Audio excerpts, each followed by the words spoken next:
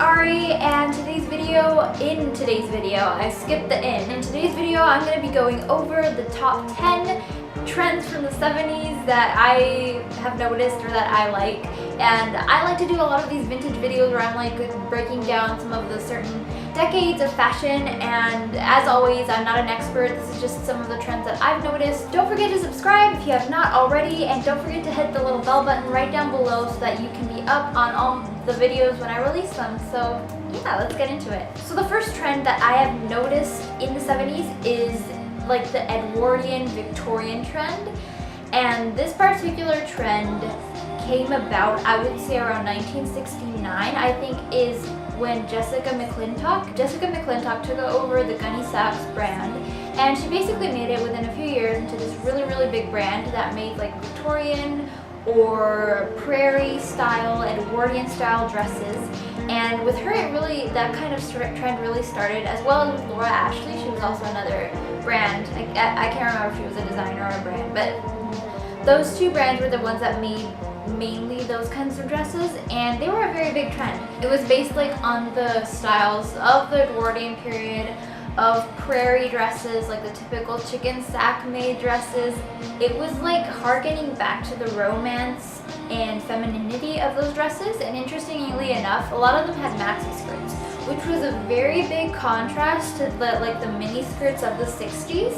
And it was like the 70s was a lot about counterculture, so whatever had been the norm in the 60s or previously kind of became like the opposite in the 70s. So a lot of people, a lot of brands, and a lot of trends were about like doing the opposite of what was expected. I picked this trend as like the first one that I'm introducing just because I love it so much, and I should have worn my Gunny Sacks dress, I just realized, but this dress is from the 70s too, so I'm like, it counts. The next trend that I want to go over is patches, and I love patches in theory. I actually don't own any patches from the 70s or from any decade actually, but I'm always thinking like I want to buy a bunch of vintage patches and patch them on a jacket or something.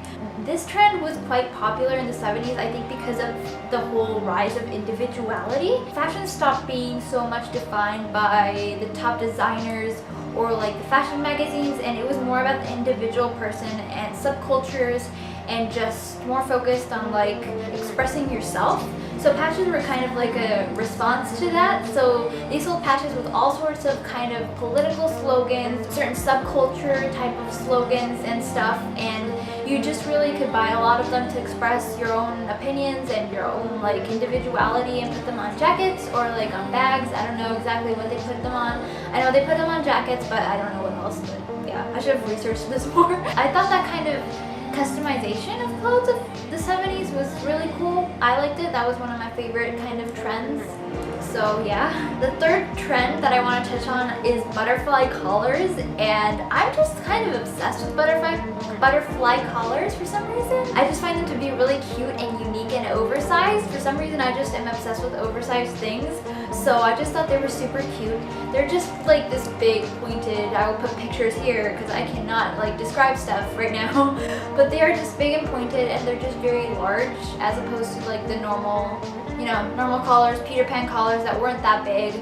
These are like big and pointy and just really long. I think they're really cute, honestly, and I'm always like on the search for dresses or shirts that have that kind of long, elongated collar. So I thought I'd throw that in there. They were quite popular in the 70s, and you will still find a lot of 70s blouses that have those kinds of pointed edges, and a lot of jumpsuits, like disco jumpsuits, had them too, like when you had the pointed collar and then it was like open here. So yeah, that was quite a popular trend in the 70s. The next trend I want to touch on are suits and two-pieces, like leisure suits, that kind of two-piece, the blazer and your bell-bottom pants. That was very popular in the 70s for both women and men. So you would have like, you can see a lot of advertisements now of the 70s that have very typically like the two-piece suit, and sometimes they even had advertisement where both the man and the woman were like wearing the same like suit ensemble. And I really like suits and two-pieces. I think like nowadays, like if you buy a vintage two-piece, that's just a really great way to get in value. Like you can wear the blazer in a lot of ways and like the trousers in a lot of ways, so I just really like that trend. This kind of leads into another trend that I want to talk about, which is like androgyny.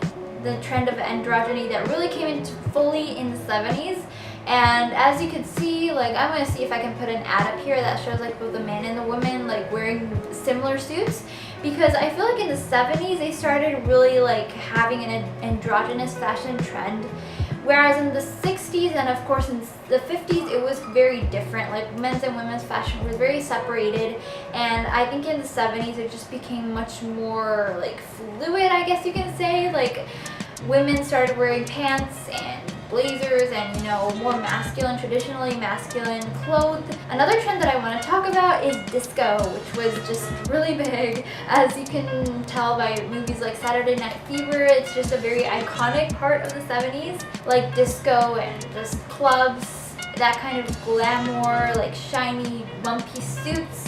And I personally, I don't really like the one-piece suits that they had for disco. I know that like it's just such an iconic part of the 70s, and I felt I had to touch on it just because of that, but I just personally don't really like the one-piece suits. So another trend that I want to talk about, and one that I think is not as well known as many other trends that I've just mentioned, is the global trend that was really coming about in the 70s, and I think designers like Kenzo especially really brought this about.